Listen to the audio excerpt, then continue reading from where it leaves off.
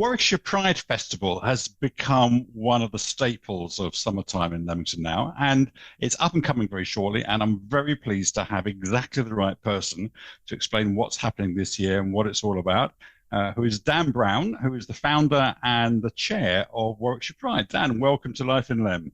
Thank you. Good to talk to you.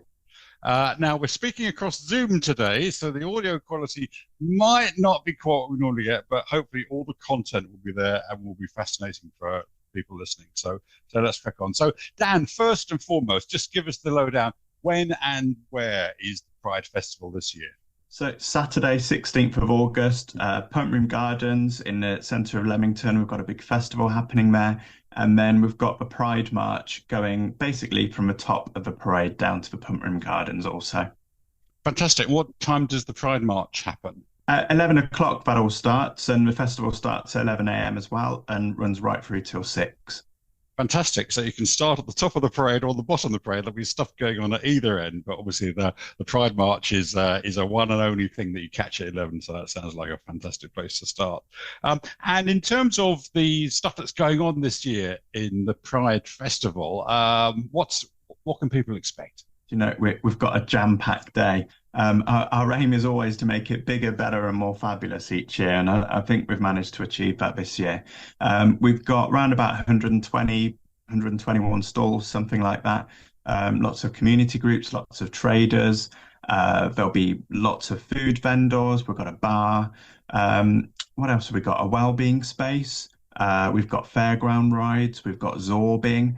There'll be a dog show by the bandstand, speakers, makeup tutorials, an education zone, a youth tent. There's just so much going on. So, you know, you can come and spend the whole day there probably with all that there is to do. Oh, that's fantastic. And is there anything that's going to be new for this year? Anything that we've not attempted before as part of Pride? Yeah, the zorbing is new. We can just about fit that on the site, we think, and I think that's going to be a really fun addition to the day. You know, something that people can do. So for anyone that's not a zorbing aficionado, could you just explain what zorbing is? Yeah, basically you get inside some massive inflatable balls and roll around and perhaps bang into each other if you like doing that kind of thing. But yeah, it's a lot of fun. That does sound fun. Maybe a little bit hot, but it certainly sounds like fun. And in terms of the sort of people who take part in the Pride Festival, you know, what sort of people tend to come along? Who should come along? Do you know what? We try and make it for everyone, and I think you know we get feedback each year on how inclusive the event is and how family friendly it is and how chilled out the atmosphere is. And we see obviously a lot of LGBTQ plus people, but there's a lot of families that come along as well with their children. It's a nice day out for everyone really, and anyone who kind of supports Pride in our communities is welcome to be there. And so let's talk about Pride a little bit. I mean, you are both the founder and the chair of Warwickshire Pride. You clearly feel very strongly about the need for Pride and Pride-focused objectives in the modern world. Tell us a little bit about how you got involved in the Pride movement, Dan.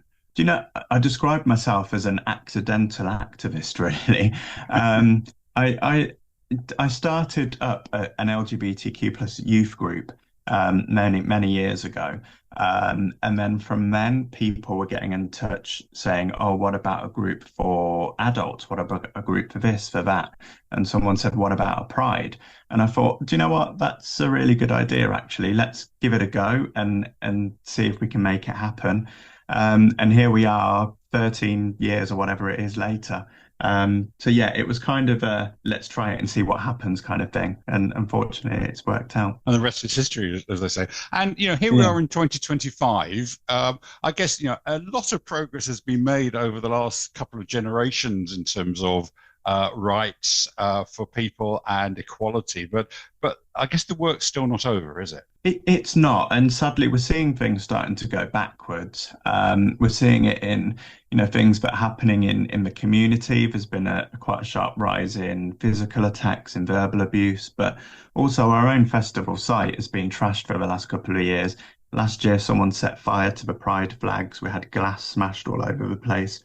So I think all that kind of stuff really shows why we still need to be having Pride. Yeah, it's still an important cause, and you know, sadly, there's a lot of well, hatred in the world still, isn't there? That somehow we've got to be able to shine our way through, don't we?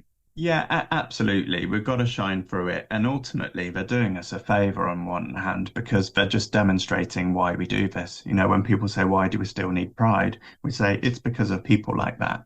So it's horrible, but they're doing us a favor in a way. And in terms of people in general, if you know they want to support the objectives of Pride, if they want to, I guess work for a more tolerant society and a more inclusive society, obviously they can come to the festival on Saturday, which would be brilliant. But what else can people do in their everyday lives just to really help move the dial in the right direction? I think, first of all, don't be afraid to have discussions with people about these topics and don't be afraid to challenge people when they're being inappropriate or hateful. We talk a lot about allies, so, friends and supporters of our communities. But what we really need is vocal and visible allies. So it's about showing up to Pride, it's about challenging hate. And also, there's opportunities for people to get involved by volunteering as well. Many of our volunteers are not LGBTQ+. They just want to come and support what we're doing. And so, in terms of the event on Saturday itself, you mentioned when it starts, 11 o'clock, parade starts at the top of the parade, appropriately, and the festival starts down in Pump Room Gardens. Is there somewhere where anyone can go to get some more information in the meantime? Yeah, if you go to our website, warwickshirepride.co.uk, there's an event guide there that can be downloaded, and that will tell you everything that's happening on the day. Fantastic. And we'll put that link in the blurb alongside the podcast. See you on Saturday. All the very best for what sounds like it's going to be a fantastic day. Thanks for telling us all about it today. Thank you.